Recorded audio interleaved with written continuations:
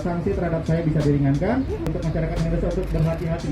Polisi pamerkan Doni Salmanan pakai baju tahanan, berulang kali benahi rambut dan masih bisa senyum. Doni Salmanan dihadirkan sebagai tersangka kasus penipuan berkedok trading binary option Quotex dalam jumpa pers yang digelar Bareskrim Polri Selasa 15 Maret 2022. Dalam jumpa pers tersebut, ia mengutarakan penyesalannya di hadapan media, bahkan menyampaikan permintaan maaf kepada masyarakat Indonesia atas perbuatannya yang membuat banyak orang menanggung kerugian. Selama jumpa pers, Doni Salmanan seperti orang gelisah. Sesekali ia menunduk, kemudian mendongak, menengok ke arah kanan dan kiri. Posisi tangannya pun berubah-ubah. Kadang dikatupkan, kadang melipat tangannya di depan dada.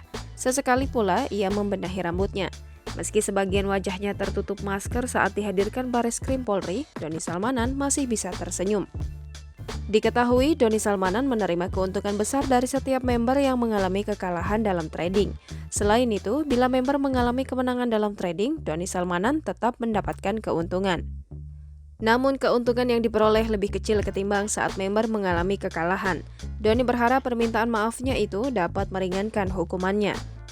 Ia pun mengimbau masyarakat Indonesia bisa berhati-hati mengenai bahaya trading ilegal yang ada di Indonesia. Jangan lupa subscribe, share, komen, dan like ya!